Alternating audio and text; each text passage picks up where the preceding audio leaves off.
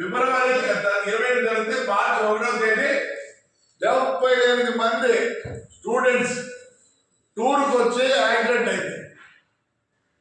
Ongole bus మరి ఆపొద్దు రాలేదు చెప్తేనే యువర్ ఫేడింగ్ అవుట్.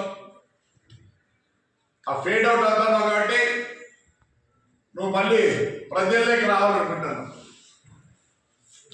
అదేమో అసంభవం. ఇంకా మా దేవాదాయ మినిస్టర్ ఆనందం గురించి మాట్లాడతారు. ఓ రోజక్క ఒక సామెత ఉంది తెలుగులో, 7 తరాలు అంటే 7 తరాలు ఇటు చూడమని. మేమందరం 7 తరాలలో ఓవర్ నైట్ మేము పాలిటిషియన్స్ కాదు, ఓవర్ నైట్ రిచ్ కాదు. ఏసీ సుబ్బారెడ్డి గారి పేరు విన్నావా రోజక్క?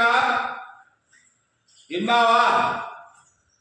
1932లోనే ఆయన పాలిటిక్స్ దిగి కోఆపరేటివ్ ప్రెసిడెంట్, 60లో మినిస్టర్. ఆయన ఎవరు పడితే వాళ్ళు మాట్లాడింది నీకు అది చెప్పాలా? నువ్వు టోకన్ నమ్ముకొని కదా బెంచ్ గారు తెచ్చుకొని పోయినప్పుడల్లా 100 మంది. ఎట్లొచ్చింది నీకు బెంచ్ గారు?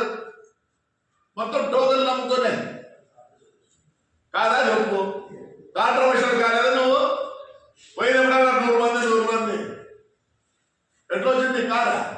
నీ కథ చెప్పాలంటే చాలా ఉంది. దయచేసి బౌన్స్ కేసులు అనంతపురంలోనే, ఏడగదు ఈ కోర్టులోనే. ఎందుకు మార్కో? చంద్రబాబు నాయుడు పుణ్యాన్ని నువ్వు రాజకీయంలోకి వచ్చినావు. నీ నోరు తీసుకొచ్చి మాట్లాడతావా? తప్పంతా మాది, మా చంద్రబాబు నాయుడుది. ఏమన్నా దానికి వదిలిపెట్టారు వాళ్ళని. మేము 5 ఏళ్ళు ఎంత అవస్థపడ్డాం. ఈరోజు కార్యకర్తలు చాలా బాధపడుతున్నారు. డబ్బులు కావాలని కాదు, ఇంకోటి కాదు. ఏ విధంగా జైలు చూపించినారు, అందరినీ జైలు పెట్టారు, భూములు ఆక్రమించినారు. చంద్రబాబు నాయుడు గారు దయచేసి నేను కోరుతున్నా, ఒక చూపు కార్యకర్తల మీద పెట్టండి. చాలా కష్టపడుతున్నారు. మీరు అభివృద్ధి అంటారు, మేమే వద్దలే. నువ్వు దాని గురించి ఆలోచించాల్సిన పనిలే. ప్రజలకు అందరికీ తెలుసు. కానీ ఆ కార్యకర్తల మీద దయచేసి పెట్టండి. ఎంత ఘోరంగా ఉందంటే వాళ్ళు మిమ్మల్ని డబ్బులు అడగడం లేదు, డబ్బులు చేసుకోవడం లేదు, ఏమీ లేదు. 5 ఏళ్ళు కష్టపడ్డారు. కార్యకర్తల కోసం ఒక నేతలు పెట్టండి. వాళ్ళ కష్టాలు జైల్లోకి పోయి వచ్చి అన్ని పోగొట్టుకొని అన్నీ ఉన్నారు. నేను రిక్వెస్ట్ చేస్తాను, మీ మంచితనం పనికిరాదేమో సార్, దయచేసి మళ్ళీ చెప్తాను. నేనేమనంటే మీకు అందరికి బాధ. నేను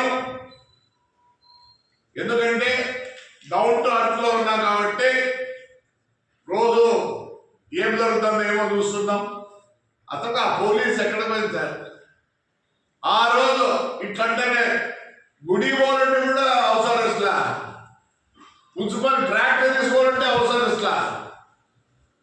దయచేసి కార్యకర్తలు కొద్దిగా ఎంకరేజ్ చేయండి. వాళ్ళకి డబ్బులు వద్దు, ఇసుక వద్దు, మట్టి వద్దు, ఏమొద్దు. వాళ్ళు పడిన బాధలకి రోజంతా మనం చూపించాలి సార్. లేకపోతే చాలా బాధాకరంగా ఉన్నారు కార్యకర్తలు.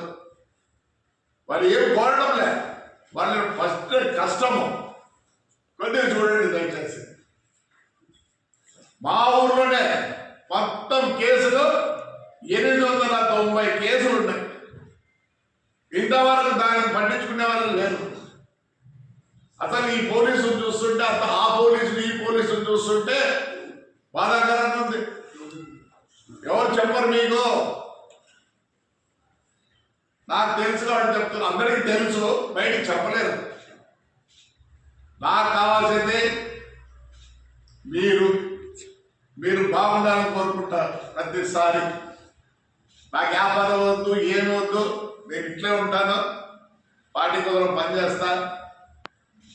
దయచేసి కార్యకర్తలని దానికి ఏదైనా ఒక వినిమాలు పెట్టి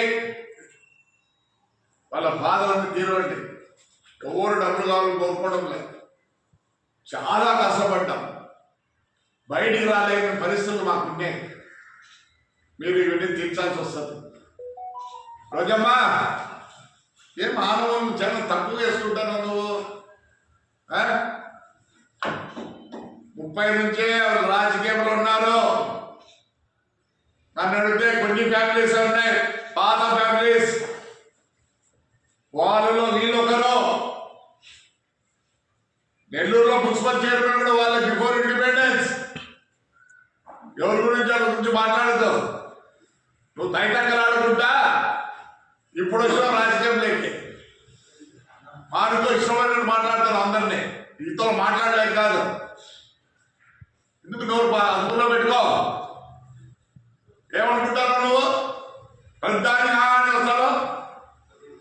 నన్ను అడిగితే కార్యకర్తలారా వీళ్ళని బయటికి రానియకూడదు, బయటికి రానియకూడదు.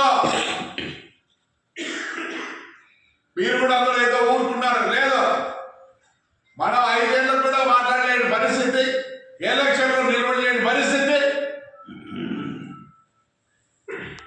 పెద్దోళ్ళు ఎట్లా ఉన్నాయి, మనం కొద్దిగా విచ్చుకోవాల్సిందే. అంటే అసలు అర్థమైన అంతకుముందు ఇప్పుడు జగన్మోహన్ రెడ్డి బర్త్డే అంత ఈసారి జరిగినాయి, ప్రతి పల్లెల్లో జరిగినాయి. యాడిపోయింది పోలీసు? ఆ ముందు మేము చంద్రబాబు నాయుడు దండ వేయాలంటే కూడా ఏలేని పరిస్థితి. లోకేష్ యాత్ర స్టార్ట్ చేసినప్పుడు ఎన్ని కష్టాలు పెట్టారో మర్చిపోయినారా? డీజేలు లేవు, మైకులు